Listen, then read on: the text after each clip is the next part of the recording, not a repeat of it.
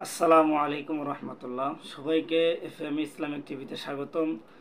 আশা করি আল্লাহ তাআলার অশেষ রহমত এবং দয়ায় সবাই সুস্থ এবং ভালো আছেন ইনশাআল্লাহ।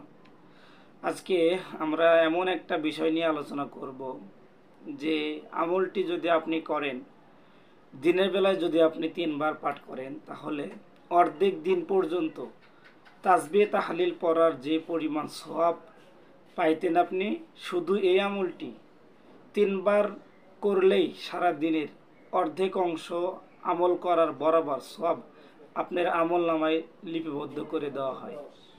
আমাদের মধ্যে কে না চায় যে তার সারা দিনের আমলটা যেন আল্লাহ তাআলাই ভালো কাজের ভিতরে কাটিয়ে দেন, অর্ধেক দিনের সমতুল্য সওয়াব কে না চায়। তো চলুন সেই আমলটি সম্পর্কে জেনে নেই। অবশ্যই এটা আমি সহিহ হাদিস থেকে বলছি। আগে হাদিসটি শুনে নেই, তারপরে তার রেফারেন্স দিব।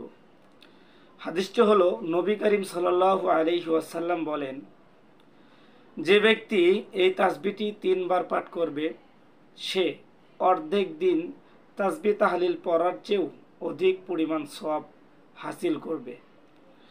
তাসবিহটি আমি বলতেছি, আপনি ভালোভাবে তাসবিহটি শুনে নেন এবং মুখস্থ করে ফেলুন। তাসবিহটি হলো, সুবহানাল্লাহি ওয়া বিহামদিহি আদাদা খালকিহি ওয়া রিদা নাফসিহি ওয়া জিনাতা আরশিহি ওয়া মিদাদা কালিমাতিহি।